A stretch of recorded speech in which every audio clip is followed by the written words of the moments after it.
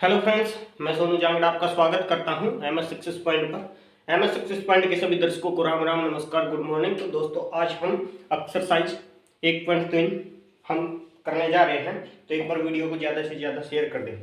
प्रश्नावली 1.3 हम करने जा रहे हैं। एक बार वीडियो को ज़्यादा से ज़्यादा शेयर कर दें। वास्तविक संख्याएं हमारा चैप्टर शुरू हो रहा है, ठीक है। तो हम तब तक वीडियो को ज़्यादा से ज़्यादा शेयर कर दें जब तक क्लास शुरू हो।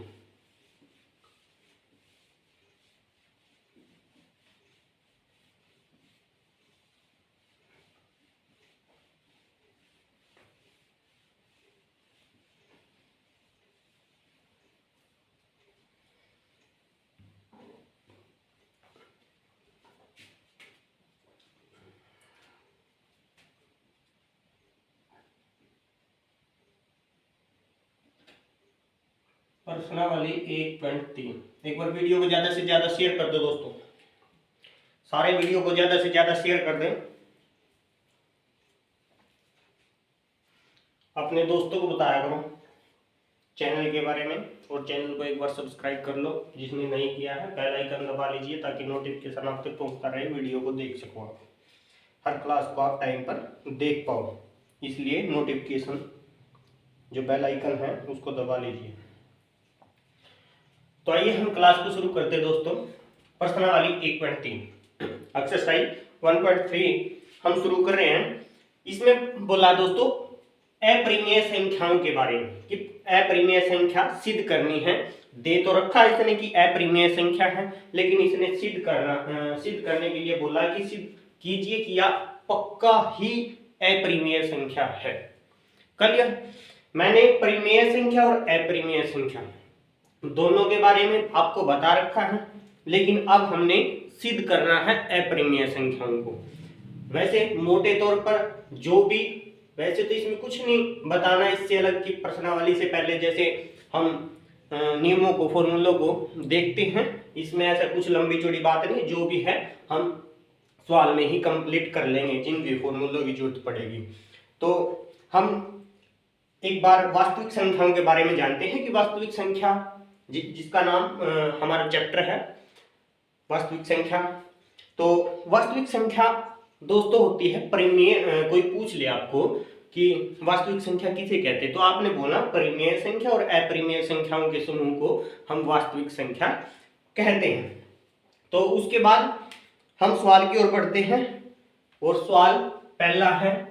पहले में उसने बोला सिद्ध कीजिए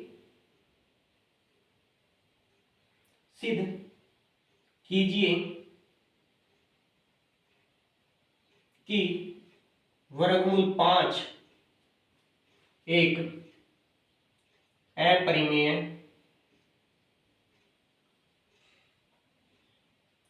संख्या है। बिल्कुल ध्यान से समझना दोस्तों, आपने फर्क अपने आप नजर आ जाएगा कि एमएस सक्सेस पॉइंट और भी चैनल देखते होंगे आप, और भी एक्सरसाइज देखी होगी, और भी टीचर पढ़ा रहे हैं यूट्यूब पर। तो आप एक बार एमएस सक्सेस पॉइंट पर बिल्कुल ध्यान से देखना वीडियो को, और टीचरों की देखना, आपको डिस्टेंस पता लग जाएगा, ठीक है। तो आइए हम क्लास को, सवाल की ओर बढ़ते हैं, क्लास को आगे बढ़ाते हैं। तो इसने कहा दोस्तों कि देखो, इसने बोल रखा, ये दे रखा है कि ये अपरिमेय संख्या आ रही है ना, इस लाइन से आवाज आ रही है कि सिद्ध कीजिए कि वर्गमूल क्या है, वर्गमूल 5 एक अपरिमेय संख्या। यानी कि उसने बोल रखा कि ये वर्गमूल 5 एक अपरिमेय संख्या, लेकिन क्या करना, सिद्ध करना है। क्या करना, सिद्ध करना है। और सिद्ध करने के लिए हम उसको उल्टा लेकर चलते हैं। अब हम कोर्ट में मान लिया केस करते हैं, तो हम अगर नहीं माने ना कोई कि नहीं ये ऐसे है, नहीं ये ऐसा, तो हम उसके ही अनुसार उल्टा चल पड़ते हैं कि उल्टा करके वो अपने आप ही बोल देगा। फिर सारे जो उसके सबूत हैं, जो गुमराह कर रहा है, वो अपने आप ही बोल देगा, फिर कुछ करने की जरूरत नहीं।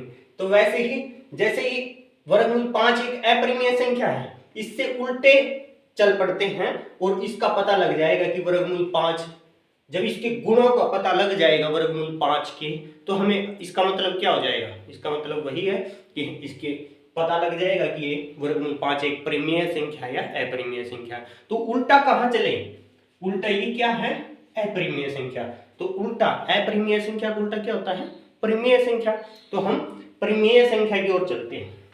तो हम ये दे तो रखा है वर्गमूल 5 एक अपरिमेय संख्या, लेकिन हम मानकर चलते हैं कि ये हल है। यहां से हल शुरू हो गया दोस्तों, माना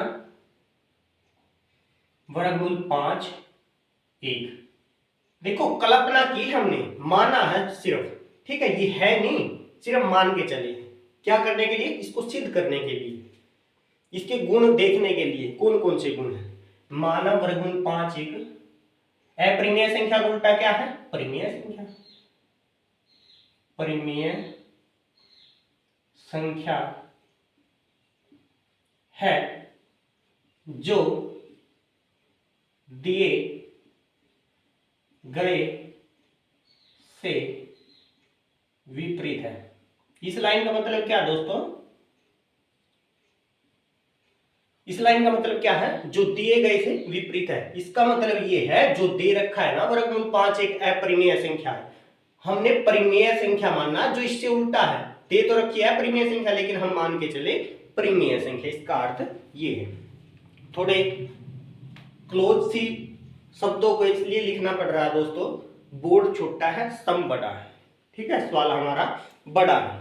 तो हम जब देखो परिमेय संख्या दोस्तों कौन सी होती है, परिमेय संख्या मैंने आपको डिटेल में समझा रखा, बेसिक मैथ क्लासेस है जो मैं चैप्टर शुरू करने से पहले आपको बताता हूं, उन फॉर्मूलों को, चैप्टर के बारे में। जो बेसिक है वो 9th का और 10th का इकट्ठा है, 9th और 10th का दोनों की इकट्ठी क्लास है। थंबनेल में 9th और 10th दोनों इकट्ठी है। जो 9th की बेसिक क्लास इस चैप्टर की, 9th वाले की संख्या पत्ती है और 10th वाले की वास्तविक संख्या नाम है, ठीक है। वो क्लास देखिए, आपको पता लग जाएगा कि परिमेय संख्या और अपरिमेय संख्या होती क्या है, पूरी डिटेल में मैंने बताया हुआ है। उसके बाद लेकिन हम अब मोटे तौर पर समझे, परिमेय संख्या को समझते हैं। परिमेय संख्या, क्योंकि हमने परिमेय संख्या मानकर चले हैं ना, तो हम परिमेय संख्या को समझ लें। अगर इसके पाए गुण परिमेय संख्या वाले, तो यह परिमेय ही संख्या होगी। जब हमने वर्गमूल 5 एक परिमेय संख्या मान ली, जो इसके वर्गमूल 5 के गुण हमें परिमेय संख्या वाले मिल गए, तो क्या होगा, तो ये परिमेय ही संख्या है, तो ये बात हो जाएगी गलत। अगर इसके परिमेय संख्या वाले गुण नहीं मिले तो क्या मिलेगी, तो ये क्या है, वर्गमूल 5 एक हमारी क्या है, अपरिमेय संख्या ही है, ठीक है। तो अब हम क्या करते हैं, परिमेय संख्या को समझते हैं। परिमेय संख्या दोस्तों 3 शर्तों से बनी है। पहली शर्त यह है कि वो P बटे Q के रूप में लिखी होनी चाहिए। पहली शर्त क्या है, वो P बटे Q के रूप में लिखी होनी चाहिए। क्या ये P बटे Q के रूप में लिखी है, नहीं लिखी। फर्स्ट के रूप में होनी चाहिए।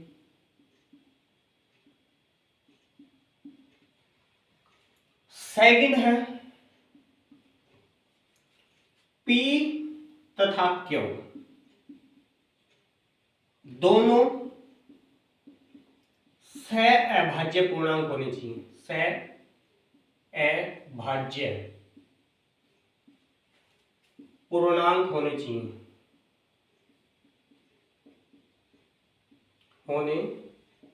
चाहिए। और तीसरा है यानी कि Q का मान 0 नहीं होना चाहिए। Q का मान 0 नहीं होना चाहिए। Q का मान क्या नहीं होना चाहिए, 0 नहीं होना चाहिए। अगर ये तीनों गुण यहां सिद्ध हो जाते हैं इस सवाल में, तो हमारी ये वर्गमूल 5 पाएगी एक परिमेय संख्या। अगर तीनों में से यानी कि तीनों गुण नहीं मिले, तो वो मिलेगी क्या, तो ये सही बात है कि ये एक अपरिमेय संख्या ही है, ठीक है। इन नियमों को आपने ध्यान से दिमाग में बिठा लेना है, बिल्कुल माइंड में होने चाहिए जब हम इस सवाल को करेंगे। पहली शर्त वो P बटे Q के रूप में होनी चाहिए। दूसरी शर्त दोनों P तथा क्यों दोनों सह-अभाज्य पूर्णांक होने चाहिए। उसके बाद इस सेकंड वाली शर्त में ये शब्द आता आपके सामने, सह-अभाज्य पूर्णांक। मैंने बता दिया था उसमें, जो बेसिक मैथ क्लासेज में क्लास है उसमें पूर्णांक की मैंने पूरी डिटेल बता रखी है, उसमें देख लीजिए। वैसे मैं परिभाषा बता दूं, पूर्णांक पूरे अंक को पूर्णांक बोलते हैं, वो पॉइंटों में नहीं होना चाहिए, ठीक है। जैसे 1 2 3 4 ये पूरे अंक होने चाहिए, पॉइंटों में नहीं होना चाहिए, वो वर्गमूल में नहीं होना चाहिए, अभाज्य संख्या का वर्गमूल में नहीं होना चाहिए, ठीक है। वो क्या है, हमारे पूर्णांक नहीं है। अगर पूरा अंक है तो हमारा पूर्णांक है। उसके बाद सह-अभाज्य संख्या लगा लो, पूर्णांक लगा लो। ये आपके लिए एक नया चेहरा सामने आया आपके, तो इसके बारे में समझते हैं। ये बहुत ही हमारे लिए महत्वपूर्ण सबूत रहेगा, किस चीज का, इसको सिद्ध करने का, ये केस लड़ने का। ये वर्गमूल 5 वाला कोर्ट में जो केस आया हुआ है, वो लड़ने का हमारा सह-अभाज्य जो है, इसका महत्वपूर्ण रोल रहेगा इस सबूत का। तो इसके ऊपर थोड़ी ही हम चर्चा करेंगे, इसको बिल्कुल बारीकी से समझेंगे।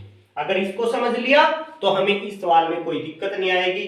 और ये दोस्तों 1.3 के 2 और 3 5 सवाल, यानी कि तीसरे में है 3 भाग,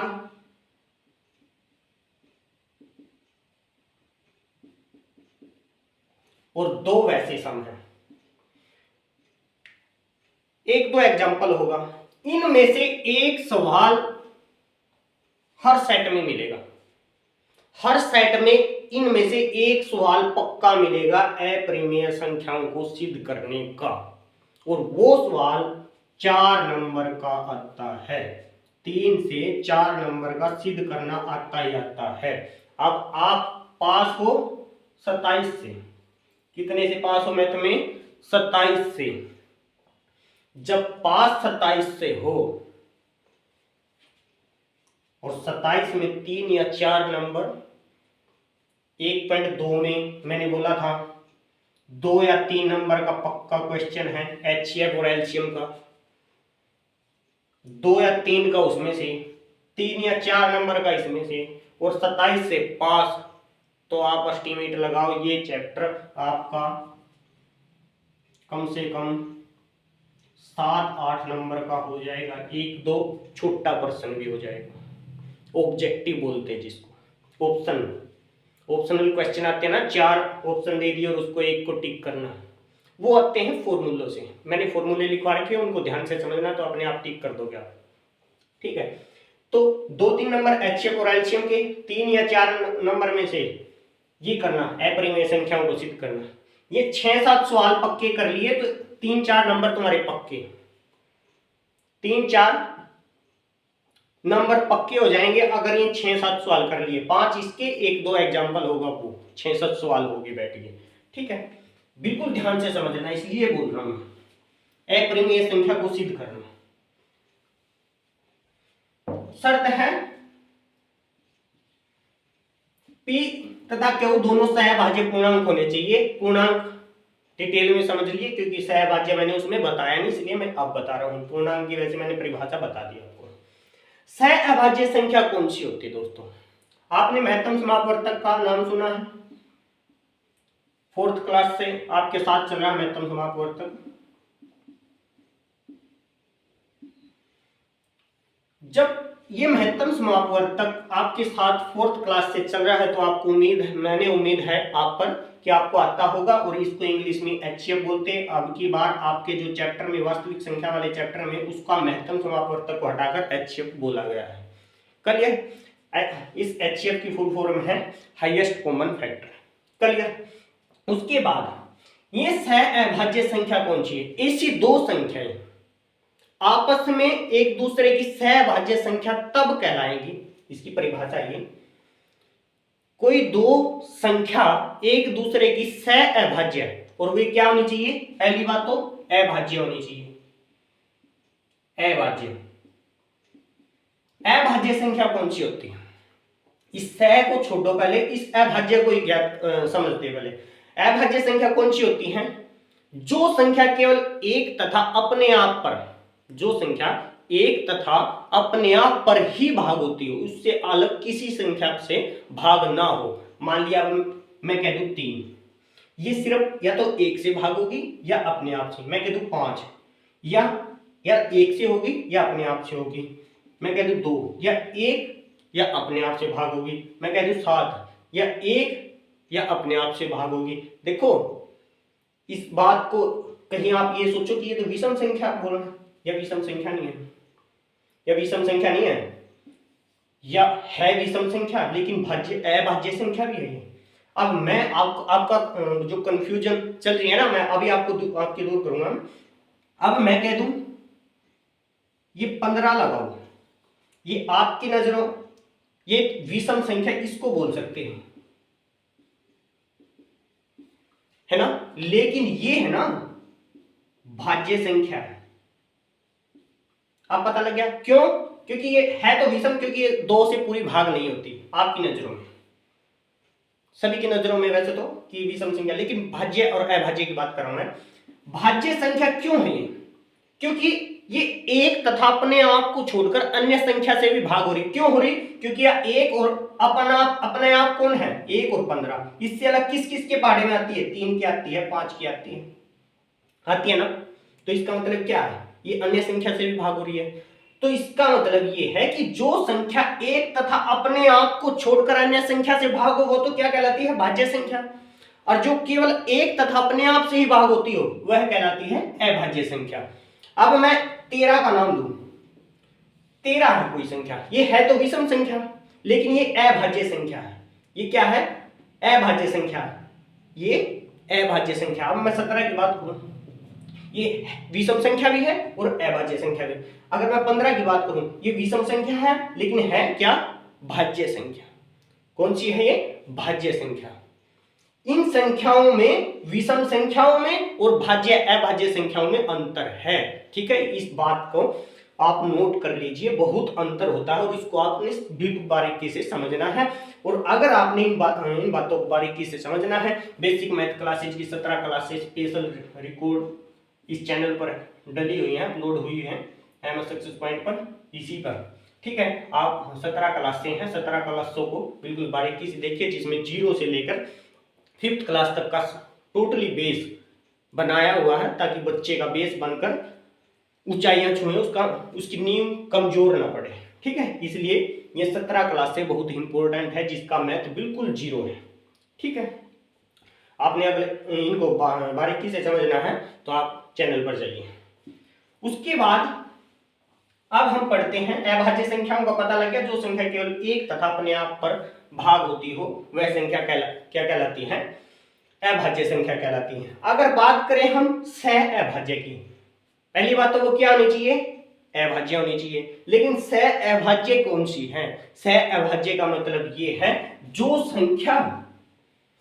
दो संख्या, मान लिया 2 संख्याओं के बीच में संबंध, ये 2 और 3 अलग अलग, 23 नहीं है ये, 2 लिख लो बेशक, 2 और 3 ये 2 संख्या ले ली। इनके बीच में जो संबंध का मतलब संबंध कौन सा देखना, गुण कौन सा देखना? इसका गुण देखना, हमें महत्तम समापवर्तक का गुण देखना है। किसका गुण देखना? महत्तम समापवर्तक का गुण देखना। क्या देखना?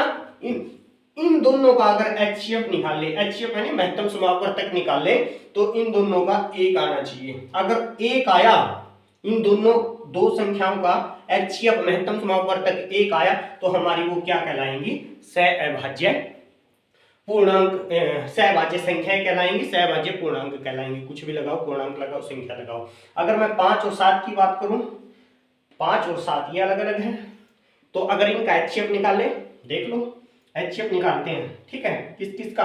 5 और 7 का निकालते हैं। 5 एकम 5, तो 5 के गुणनखंड हो गए 5 और 1।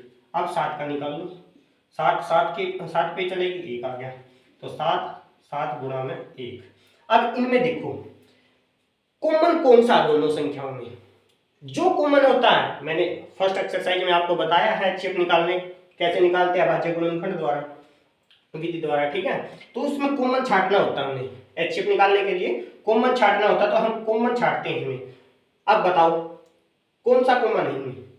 5 और 7 ये अलग अलग हो गए, इसमें एक इसमें है एक इसमें, तो इसका मतलब क्या है, एक सभी में होता है, एक सभी में होता है, ठीक है। मान लिया जिसमें नहीं मिलता, दूसरी संख्या नहीं मिलती एक के अलावा, तो वो समझ लो एक ही उसका HCF होता है। तो इसका एक मिल रहा है तो एक ही इसका HCF है। तो इसका मतलब ये क्या आपस में क्या है, सहअभाज्य संख्या है, सहअभाज्य संख्या है। 2 और 3 क्या है, सहअभाज्य संख्या है। अगर मैं बात करूं, देखो मैं कह दूं 5 और 15, 5 और 15 ये कह दूं, पहली बात तो ये संख्या कौन सी आ गई, ये संख्या आ गई भाज्य संख्या। इसी से पता लग जाएगा कि हमने क्या है ये, क्योंकि 3 के पहाड़े में भी आती है, 5 के पहाड़े में भी आती है, कहने का मतलब 3 से भी भाग हो जाएगी, 5 से भाग हो जाएगी। तो हमने इसकी तो निकालने की, अब निकाल लें, मान लिया 5 के गुणनखंड 5 बराबर 5 गुणा में 1, अब 15 के निकाल लें 3 गुणा में 5 गुणा में 1, तो 3 गुणा में 5 गुणा में 1। अब इसमें देखो पहली बात तो ये भाज्य संख्या ही होगी, तो भाज्य संख्या होगी तो हमने करने की जरूरत नहीं, क्योंकि हमारे पास होनी चाहिए क्या, अभाज्य संख्या। अगर हम समझाने के लिए करें कि 15 को लेके मान के चलते हैं, क्या हमारा तब भी आएगा HCF 1। अब देखो इसमें 3 नहीं है, इसमें है, 15 वाले में 3 है, 5 वाले में 3 नहीं है, इसमें 5 है, इसमें 5 है, इसमें 1 है, इसमें, तो हमारे 5 और 1 मिल रहे हैं ना, तो इनका HCF कितना होगा, HCF कितना होगा 5 गुणा में 1, जो मिल रहे हैं उनके जो कॉमन हो रहे हैं दोनों में, तो उनकी गुणा करते हैं 5 गुणा में 1, तो क्या आया 5। तो हमारा आना चाहिए HCF क्या, अगर सहभाज्य ढूंढनी है तो क्या आना चाहिए, हमें 1 प्राप्त होना चाहिए HCF, ठीक है। वही दो संख्याएं आपस में सहभाज्य संख्या तभी कहलाएंगे जिनका HCF 1 हो। क्लियर। अब हम बढ़ते हैं सवाल की ओर। उम्मीद करता हूं आपको ये तीनों शर्तें आपको बिल्कुल माइंड में फिट बैठ गई होगी, और अब कुछ उम्मीद करता हूं आपको बताने की जरूरत भी नहीं रही होगी। और क्यू का मान, ये तीसरी शर्त क्या है, क्यू का, क्यू मैंने बटे में है ना क्यू, तो यानी कि बटे में 0 नहीं होना चाहिए, ठीक है। यही हमारी परिमेय संख्या कहलाती है। अगर कोई पूछे परिमेय संख्या कौन सी होती है, आपने बोलना जो संख्या p बटे क्यू के रूप में लिखी हो, p तथा क्यू सहअभाज्य पूर्णांक हो और क्यू का मान 0 न हो, तो हमारी क्या होती है, परिमेय संख्या कहलाती है। अब हम बढ़ते हैं सवाल की ओर। तो जब हमने दोस्तों इसको परिमेय संख्या माना, तो हम इसको क्या लिख सकते हैं, p बटे क्यू के रूप में लिख सकते हैं। हालांकि दे नहीं रखी, तो वर्गमूल 5 को हम क्या कर सकते हैं, a बटे b के रूप में लिख सकते हैं। हाँ, बटे के रूप में कुछ भी ले सकते हैं हम चरराशि, ये a है ना कि 9 है, ध्यान से समझना, ये a है, ठीक है, a है। p बटे क्यू ले सकते हैं, a बटे b c बटे d भी लिख सकते हैं, r बटे s बटे t कुछ भी लिख सकते हैं यहाँ पर। और हम इसके सामने लिखेंगे यहां a तथा b सहअभाज्य पूर्णांक हैं, सहअभाज्य पूर्णांक है।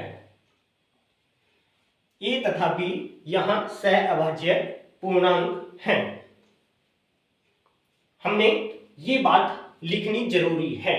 अब इसी से, इस पॉइंट से देखना दोस्तों, इस पॉइंट में अगर जब मैंने बोला था कि परिमेय संख्या कौन सी होती है, जिसमें यानी कि दोनों जने क्या होने चाहिए, सहभाज्य पूर्णांक होने चाहिए। अगर हमारे पास ये जो ऊपर है और नीचे सहअभाज्य पूर्णांक मिले, तो ये मिलेगी हमें परिमेय संख्या। अगर नहीं मिले सहभाज्य पूर्णांक यानी कि उसमें भाज्य संख्या का मिश्रण पा गया, तो हमारी पाएगी वो अपरिमेय संख्या। क्लियर। अब देखो, अगर हमारे पास जब कोई दो भिन्न, अगर इसके बटे में कुछ नहीं है, इसके बटे में हम 1 कर सकते हैं, ठीक है। तो अगर दो भिन्नों के बीच में, अब ये भी भिन्न होगी, ये भी भिन्न होगी, है ना। अगर दो भिन्नों के बीच में बराबर का चिन्ह होता है, तो हम आर पार गुणा करते हैं। आर पार कैसी होती, क्रॉस मल्टीप्लाई, ऐसे ऐसे, यानी 5 की वर्गमूल 5 की b के साथ, a की 1 के साथ। तो हम इसको लिखेंगे अंश वाली पहली वाले को पहले लिखते हैं, पहली भिन्न के अंश को पहले जो आएगा और हर को बाद में बराबर के। तो वर्गमूल 5 b बराबर इसके साथ करेंगे a, ये आ गई ऐसे गुणा करके।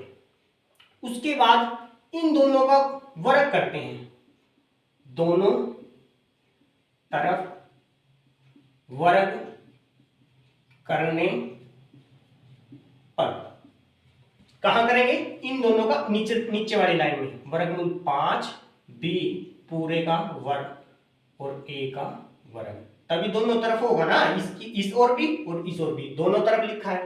तरफ की बजाय हम पक्ष भी लिख सकते हैं, पक्ष भी लिख सकते हैं, अगर तुम लिखना चाहो तो हम पक्ष भी लिख सकते हैं, दोनों तरफ वर्ग करने पर। उसके बाद दोनों तरफ वर्ग किया, अब इसको खोल लेंगे, इसको खोल लेंगे। एक बात याद रखना, हम वर्ग 5 को हम वर्गमूल 5 की शक्ति ये भी लिख सकते हैं, 7 को वर्गमूल 7 की शक्ति 2 भी लिख सकते हैं, 3 को वर्गमूल 3 की शक्ति 2 भी लिख सकते हैं। क्यों लिख सकते हैं, क्योंकि इस सुकेर से हम वर्गमूल काट सकते हैं, ठीक है, पक्का। तो इसका मतलब क्या है, जब ये ब्रैकेट के अंदर दो, एक तो वर्गमूल 5 है, एक चरराशि हमारे पास, इस शक्ति का मतलब क्या है, इस शक्ति का मतलब ये है ना कि ये इस पर भी है और इस पर भी है। हम अगर इसको खोल ले तो कैसे खोलते हैं हम, वर्गमूल 5, वैसे बता रहा हूं आपको, ये ऐसे खुलेगी, ठीक है, यानी कि ये दो है ना, इस पर भी है और इस पर भी है, जो इस पर है उससे तो हमारा कट गया वर्गमूल, और ये ऐसे कैसा, और यहां पर आ गया ये स्क्वायर। तो हम क्या लिख सकते हैं, इसको साफ करके हम ये लाइन जो आपको बताइए बताने के लिए, लेकिन ये कोई इतने डिटेल में, ये काम है चौथी पांचवी क्लास वाले, ठीक है, हम इतने डिटेल में लिखना नहीं है हमने सीधा यहां से इतना पता होता हमें कि हम लिख सकते हैं 5b स्क्वायर बराबर a स्क्वायर, ठीक है। अब यहां से देखो दोस्तों, यहां 5b स्क्वायर के साथ किस रूप में लिखा है, गुणा के रूप में। आपको पता है, ये बातें मैंने आप बेसिक क्लासों में बता रखी है, आप वहां क्लास देख लीजिए अगर आप इतनी कमजोर हैं। तो ये 5 गुणा के रूप में है। मैंने एक बात बताई थी, अगर बराबर से और कोई रकम बाईं तरफ लिखी है और बराबर से दाईं तरफ जाएगी, अगर गुणा के रूप में है तो भाग के रूप में जाएगी, अगर भाग के रूप में है तो गुणा के रूप में जाएगी, जोड़ के रूप में है तो घटा के रूप में जाएगी, अगर घटा के रूप में है तो जोड़ के रूप में जाएगी। तो अब ये क्या है, गुणा के रूप में, तो इधर जाएगी भाग के रूप में, इधर जाएगी भाग के रूप में। तो हम यहां से कह सकते हैं कि जब ये इधर जाएगी, जब ये इधर जाएगी तो इसका मतलब क्या है, ए स्क्वायर को 5 क्या करेगा, भाग करेगा, ये भाग के रूप में आएगी ना, इधर भाग के रूप में आएगी। जब इसके भाग में आएगी तो हम क्या बोल सकते हैं इसको, कि ए स्क्वायर को 5 भाग कर रहा है, राइट। तो लिख दो इस लाइन को, इससे पता चलता है कि 5 ए स्क्वायर को विभाजित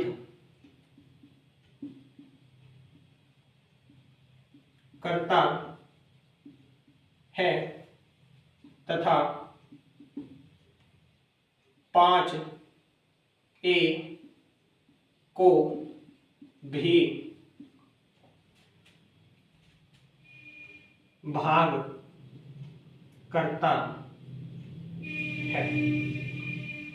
इससे पता चलता है कि देखो 5 है जो इसके बटे में आएगा, तो इसका मतलब क्या है, ए स्क्वायर को ये क्या कर रहा है, भाग कर रहा है। अब जब ए स्क्वायर को ये भाग कर रहा है तो इसका मतलब क्या है, अगर यहाँ पे अकेला ए होता, स्क्वायर नहीं होता, तो फिर भी ये बटे में ही आता ना। माने यहाँ पर ए ही होता, यहाँ पर ए होता और ये इसके साथ गुणा के रूप में होता, तो ये इधर जाता तो किस रूप में आता, भाग के रूप में ही आता। जब ये इधर बाईं तरफ क्या है, गुणा के रूप में है, तो दाईं तरफ लेके जाएंगे तो भाग के रूप में ही आएगा। अगर यहाँ पे ए भी होता क्लियर। तो यही लिखा हमने, इससे ये पता चलता है कि 5a² को विभाजित करता है तथा 5a को भी भाग करता है। क्लियर। इसको हम समीकरण को 1 मानेंगे और इस समीकरण को, इस लाइन को हम मानेंगे 2। यही हमारे लिए महत्वपूर्ण है। जब ये इसको भाग कर रहा है a² को, जब a² को 5 भाग कर रहा है, जब 5 a² को भाग कर रहा है, और यहां पर क्या है, जब 5 a² को भाग कर रहा हो और 5a को भी भाग कर रहा है, और यहां पर क्या है, a और b क्या होना चाहिए, a और b क्या होना चाहिए, सह-अभाज्य पूर्णांक। और अभाज्य की बात करी है, और यहां तो ये भाग हो रही है। अभाज्य कौन सी होती है, जो सिर्फ एक तथा अपने आप पर ही भाग हो, लेकिन ये तो क्या 5 से भाग हो रही है ना, ये तो 5 से भाग हो रही है, यहां लिखा है ना। मान लीजिए यहां तो आप देख रहे हो, यह तो शक्ति पे है, यानी कि घात है इसकी, तो इसको छोड़ दो। यहां भी लिखा मैंने कि ये a को भी, यहां अकेला लिखा ना, a को भी क्या कर रहा है, भाग कर रहा है। 5 भाग कर रहा है किसको, a को, और यहां हमने बात करी अभाज्य की, हम तो मानकर चले क्या, अभाज्य। अगर हमारी परिमेय संख्या होती तो इसका मतलब क्या होते कि दोनों, ये दोनों संख्याएं हमारी क्या होती, अभाज्य संख्या होती, सह-अभाज्य संख्या होती। वैसे तो अभाज्य संख्या होनी चाहिए, और एक दूसरे का कॉन्टैक्ट बॉन्ड कैसा होना चाहिए, सह-अभाज्य का, कि उनका HCF एक होना चाहिए। लेकिन ये तो भाग हो रही है 5 से, ये तो भाग हो रही है 5 से, इसका मतलब a तो मिली नहीं हमको अभाज्य संख्या, ये तो भाज्य संख्या मिली, क्योंकि ये 5 से भाग हो रही है। ये तो बात होगी कंप्लीट। अब हम इस b को देखेंगे, क्या ये हमारी b है जो, ये भाज्य है या अभाज्य है, ये हमारी इस बात को सिद्ध करती है या नहीं करती है। अब हम इसको, यहां पर अकेला a है, क्लियर बात, यहां पर a है, और जब अकेला a होता है, यहां कोई एक ऐसा पूर्णांक होना चाहिए जो इधर आके, जैसे इधर पूर्णांक था, जैसे इधर कोई पूर्णांक है और इधर भाग के रूप में जाए, तो इधर भी तो कोई ऐसा पूर्णांक होना चाहिए ना, जो इधर हम भेजें, इधर जा सके, किस रूप में, भाग के रूप में। तो हम इस a को क्यों ना 5m मान लें, क्योंकि वर्गमूल 5 की बात हो रही है, तो 5 मान के चलते हैं, a बराबर 5m, यहां लिखेंगे माना a बराबर 5m, ये मानकर चले, माना a बराबर 5m। जब हम a बराबर 5m माना, और यहां लिखेंगे जहां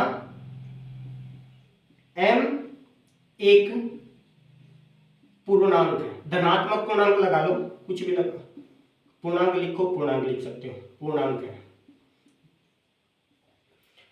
हर एक जो नया लिया जाएगा दोस्तों, जो भी नया लिया जाएगा उसका अर्थ जरूर बताया जाएगा आपको MS सक्सेस पॉइंट पर। अब ये सीधा आपको कोई से किसी भी चैनल पर जाके देख लेना, आपको ये लाइन जरूर लिखी जाएगी आपके सामने, आपको नहीं बताया जाएगा कि m क्यों लिया गया, m क्यों लिया गया। यहां पर m लिखा है ना, अब मैं इसका ही अर्थ बताऊंगा। 1 और 5m लिया, a के बराबर 5m लिया, क्यों लिया, क्योंकि हमने ये 5 ही सिद्ध करना है, वर्गमूल 5 को सिद्ध करना है। अब मैं m की बात बताऊंगा, अब m की बात आएगी। अब a की जगह हम 5m को लिख देंगे, 5b² बराबर, अब a की जगह क्या, a की जगह हमारा 5m आएगा, 5m, a का मान जब 5m है, इसकी शक्ति घात कितनी है, 2, तो हम 2 लिख देंगे। अब हम इसको खोलते हैं, ये 5b² ऐसे कैसा, और इसकी जैसे हमने इसको खोला था वैसे ये घात इस पर भी है, इस पर भी, इसको क्या बनाएगी, 25 बना देगी, क्योंकि 5 की शक्ति 2 का मतलब क्या है, 5 5 25, और m की ये 84, इस पर शक्ति ऐसे कैसे जी। अब देखो, अब हम करते हैं m पर चर्चा।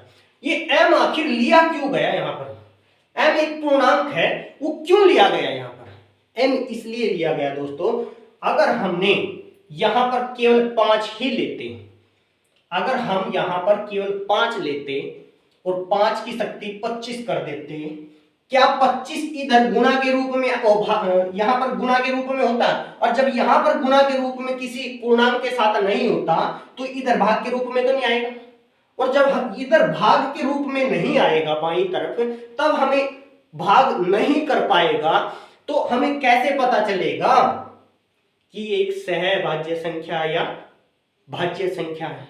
जब किसी को भाग करके बताएंगे, जैसे अब हमने 15 लिख दिया, ये 15 लिख दिया, जब हम इसको 3 या 5 से भाग करेंगे तभी तो पता लगेगा नहीं भाज्य है या भाज्य संख्या है, कि ये किसी के और अन्य के पहाड़े में आती है या नहीं आती। और हमें बात किसकी करनी है? 5 की करनी है, तो हम 5 से रिलेटेड करेंगे। अब इसको 5 मान लेंगे, पहले कैसे मानेंगे, कैसे करेंगे 5, यहां से ये 5 क्या है, गुणा के रूप में, इधर आके भाग के रूप में हो जाएगा, तो ऐसे भी काट सकते हैं हम, 5 5 25, तो 20 स्क्वायर बराबर 5m स्क्वायर, ये रहेगा ना, ये रहेगा ना। अब यहां पर देखो ये m क्यों लिया गया था, मैंने बोला कि अगर ये नहीं लेते कोई पूर्णांक, ये पूर्णांक नहीं लेते गुणा के रूप में, तो हमारा इधर ये भाग में नहीं आता, इसलिए हमने ये m किस रूप में लिया, गुणा के रूप में लिया। क्लियर दोस्तों, हमने ये m किस रूप में लिया, गुणा, इधर भाग के रूप में पहुंचाने के लिए इधर गुणा के रूप में लिया गया, ये एक पूर्णांक है। क्लियर। अब अगर हम इस 5 को इधर लेके चलते हैं, यहां से भी, अब देखो जैसे हमने ए स्क्वायर को, ए स्क्वायर के सामने क्या था 5 बी स्क्वायर है ना, ऐसे ही बी स्क्वायर के सामने क्या है 5m स्क्वायर। क्लियर। जब ये इधर आके इसको भाग कर रहा था, तो ये 5 भी आके इधर इसको भाग कर रहा है, तो इसका मतलब क्या है, ये समीकरण 3 लगाओ, 3 लगाओ, बेशक नहीं रहने दो, इसको अगले को मान लियो, इधर लिखेंगे, इससे पता चलता है कि 5 बी स्क्वायर को विभाजित करता है। देखो जब ये 5 इधर आएगा तो इसको भाग करेगा ना, जैसे इसको कर रहा, जब सेम लाइन है, सिर्फ ए की जगह हमने क्या लिया है, बी को लिखना बस।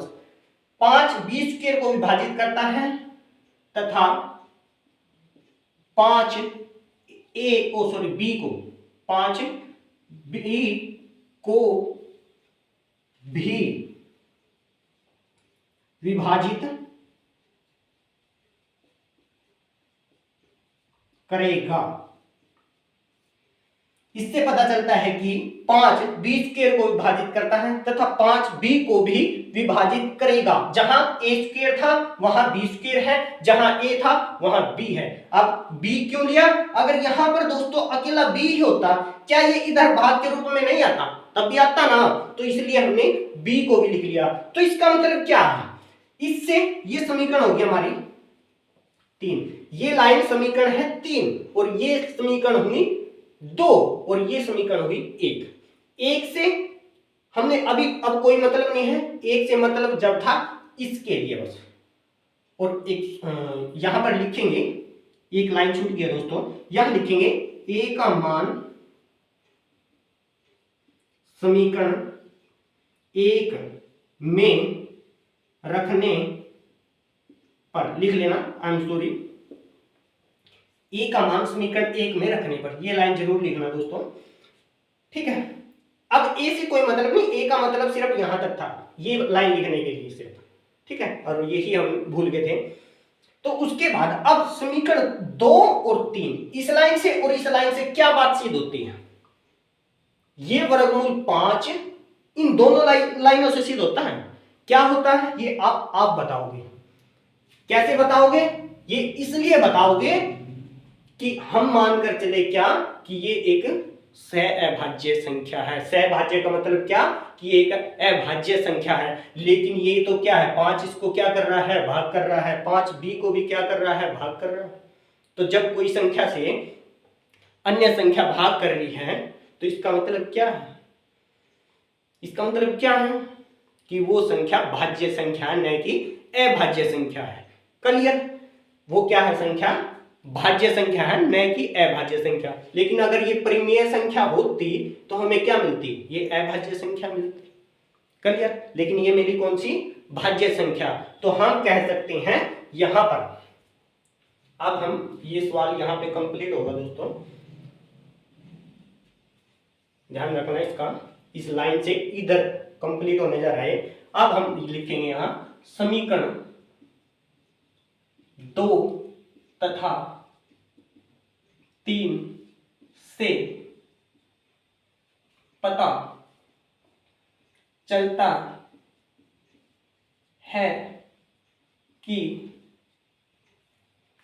5 ए तथा बी का उभयनिष्ठ, उभयनिष्ठ मैंने मुख्य साजला, ठीक है, गुणनखंड है।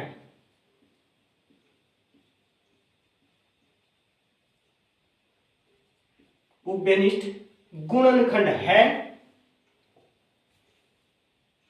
तो इसलिए ए तथा बी सहअभाज्य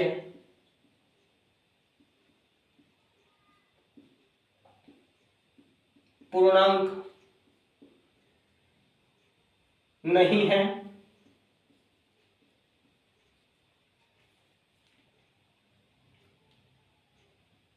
इसलिए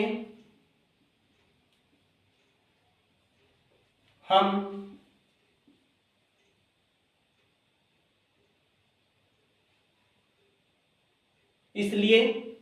वर्गमूल 5 एक परिमेय संख्या नहीं है, परिमेय संख्या नहीं है। और हम क्या बोलते हैं? परिमेय संख्याओं को छोड़कर अन्य सारी संख्या क्या कहलाती है? हमारी अपरिमेय संख्या होती है। और इससे हमें क्या पता लग गया इस लाइन से कि ये एक परिमेय संख्या नहीं है। मान के चले ना, हम परिमेय संख्या मान कर चले, माना वर्गमूल 5 एक क्या है? परिमेय संख्या है। लेकिन हमारी यह बातचीत होगी ये एक परिमेय संख्या नहीं है। अगर परिमेय संख्या नहीं है तो इसका मतलब परिमेय संख्याओं को छोड़कर क्या कहलाती है हमारी संख्या? अपरिमेय संख्या। तो हम लिखेंगे अतः हम कह सकते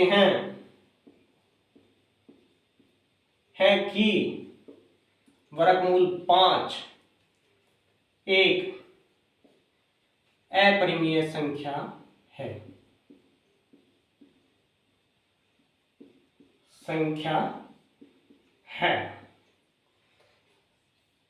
ये दोस्तों आपका कहीं भी एक आधा भी अंक नहीं काटेगा कोई भी टीचर इतना लिखने पर। और उम्मीद करता हूं आपको बिल्कुल जमा एक एक अंक, एक एक शब्द सब कुछ समझ में आया होगा। इससे बढ़कर दोस्तों कुछ नहीं करना इस सवाल में, और ना कोई समझा सकता। एक एक शब्द का मतलब मैंने आपको बताया है, ठीक है। अब आप इस बात से उम्मीद कर सकते हो, टाइम देख लो आप कितना टाइम हो गया वीडियो को, तक 44 मिनट होने को है, हो गए हैं। 44 मिनट में एक सम, पहला वाला सम निकालना है। क्यों? क्योंकि सोनू जहांगीर का मकसद ये है कि आपको समझ में आए, न कि सिलेबस से मतलब है कि एमएस सक्सेस पॉइंट पर आपको सिर्फ सिलेबस करवाना है कि हमें कहीं से कुछ पैसों की जरूरत है, कोई पैसा दे देगा अगर हम एमएस सक्सेस पॉइंट पर सिलेबस करवा देंगे तो नहीं। एमएस सक्सेस पॉइंट का मकसद एक है कि आपको समझ में आना चाहिए। क्लियर? और उम्मीद करता हूं आपको ये सवाल बिल्कुल दिमाग में फिट बैठ गया होगा। तो दोस्तों अगर अगला सवाल करेंगे तो वीडियो बहुत लंबी हो जाएगी, है तो थोड़ा इससे छोटा लेकिन वीडियो बहुत लंबी हो जाएगी। तो कल हम शायद कल हम 2 सवाल कर लेंगे, परसों फिर 2 करेंगे, 3 दिन में इसको कंप्लीट करेंगे।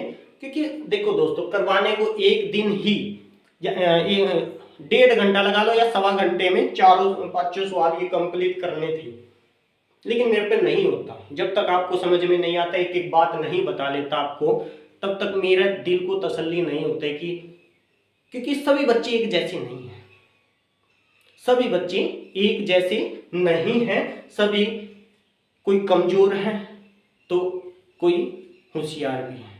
और होशियार को समझकर मैं समझाने लग गया तो कमजोर वाले तो वीडियो देखना बंद कर देंगे कि नहीं ये तो कुछ नहीं समझ में आता। वो दूसरे को भी यही बोलेगा कि सोनू जांगेड़ का कुछ नहीं समझ में आता। चलो होशियार वाला बोल देगा। होशियार क्लास में कितने होते हैं? 5% है ना, बाकी तो सभी क्या होते हैं? मीडियम क्लास, और उससे लो भी हो जाते हैं। तो लो वालों को लेकर चलना पड़ता, बिल्कुल लो वालों को।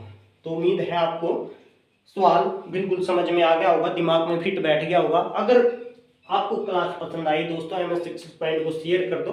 कुछ नहीं मांग रहा, सिर्फ शेयर मांग रहा हूँ आपसे।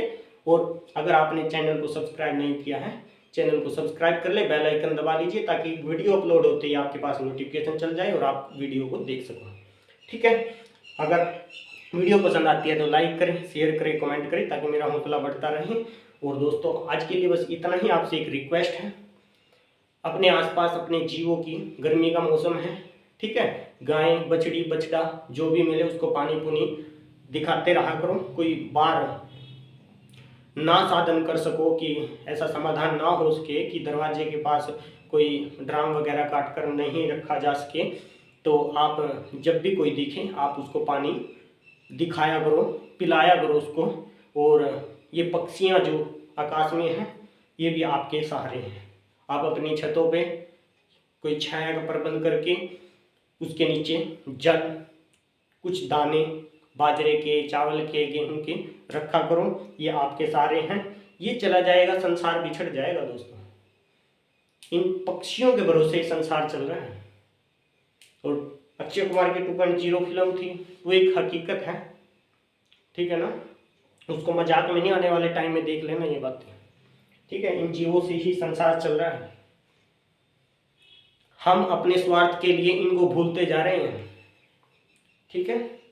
तो आप उसको उनके लिए भी थोड़ा किया करो। आपकी भगवान आपका साथ जरूर देगा। शिक्षा में कोई बच्चा कमजोर है उसको होशियार भी करेगा। आप अगर अनमोल जीवों की सुरक्षा के लिए आप कदम बढ़ाओगे, उनकी रक्षा करोगे, उनके लिए थोड़ा जियोगे, उनको थोड़ा टाइम दोगे, तो आप जरूर सक्सेस होगे और आपके साथ दुनिया चलेगी और दुनिया आपको सलाम करेगी। तो आज के लिए बस इतना ही।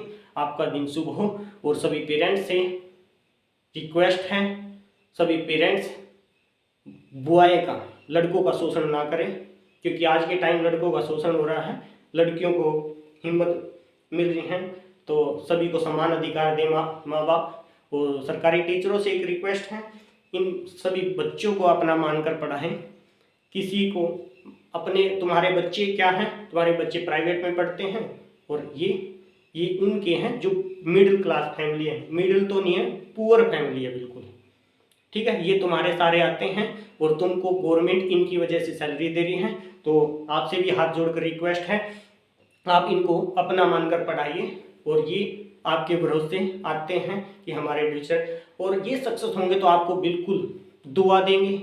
और नहीं तो आप अगर टाइम पास करके जाओगे, क्लास में बैठ कर जाओगे, तो बच्चों के मुख से आगे चलकर बद्दुआ निकलेंगे, ठीक है। अभी तो ये बच्चे हैं, अभी तो क्या बोल देंगे, अभी तो नासमझ है। लेकिन इनको जैसे प्राइवेट स्कूल के टीचर आपके बच्चों को शिक्षा दे रहे हैं, वैसे ही आप भी इन बच्चों को शिक्षा दीजिए। धन्यवाद। आपका दिन शुभ हो। जय हिंद, जय भारत, सदा खुश रहिए।